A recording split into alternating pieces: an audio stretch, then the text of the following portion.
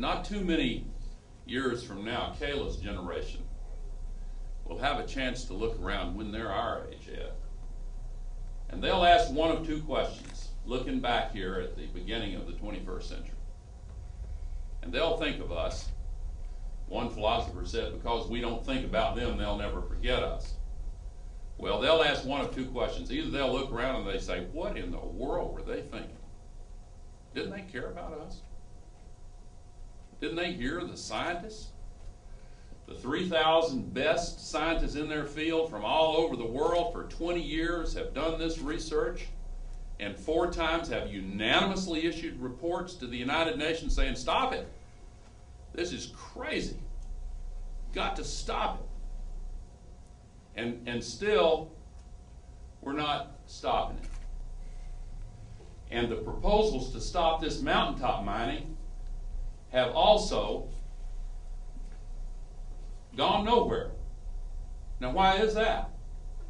Well, again, the influence of the groups that are making so much money on this and caring so little about the consequences has just overwhelmed what families are going through, and are overwhelming what a grandfather thinks about when he thinks of how his granddaughter is going to grow up in the community where he grew up.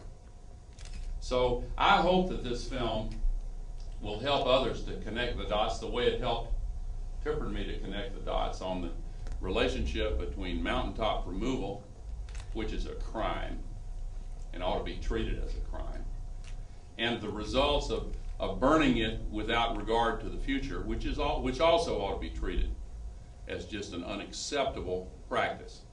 So, you know, you can tell I feel strongly about this, and I have for a long time, but the feelings I'm expressing here were really evoked in a significant way by this movie. So I want to formally congratulate and thank Michael O'Connell and present him with the 2008 Real Current Award.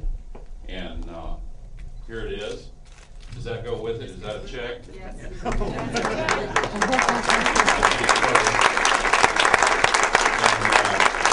Michael, congratulations.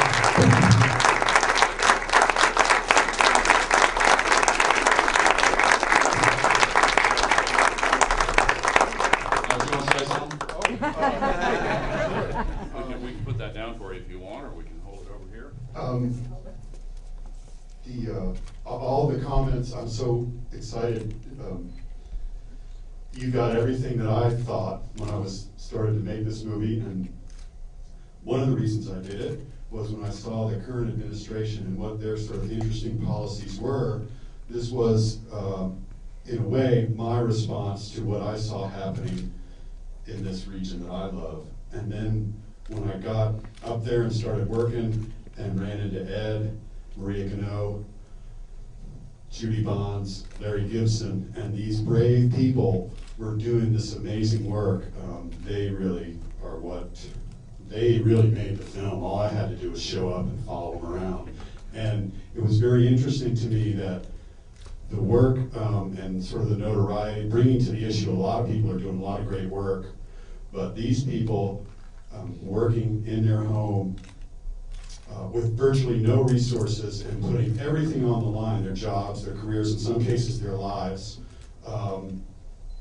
They're the bravest Americans I've ever come across, so thank you all very much. And Gil and Augusta also, Gil and Helen, are very much the reason that we're standing here now. Thank you very much. Please go see the movie. No, you ought to bring them up here. Yeah, please. Both of them are real critical, and Ed and everybody else. Come on up here. Come on. Come on, Kayla. I know you're bashful, but come on. Stand next to your granddad here. I want to stand next to you all, too. See, these pictures will help get publicity for your film. And that'll get publicity for your story. And then surely to God, people will respond to it. We need to have a ban on coal that comes from mountaintop removal sites. And so you need to write your legislature, because that's the easiest way to do it. Yeah, yeah, and he wants a new school for these kids too, and that's his angle on this. I'd like for y'all to know, every time you turn a light on, boom! You're blowing up my backyard. You're blowing up somebody's backyard. I also want you to know there's no such thing as clean coal technology.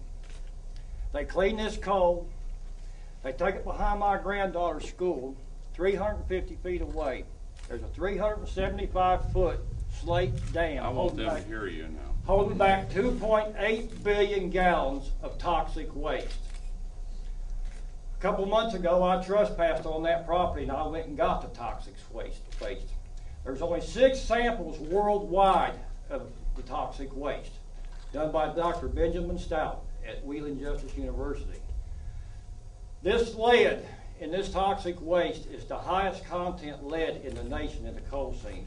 For every 100 ton of coal they bringing out of that mountain behind that school, they're extracting 15 pounds of lead out of it. The mercury is over 2,000 times higher than the national standards. There's no such thing as clean coal. And remember, when you turn that switch on, you're blowing up somebody's backyard.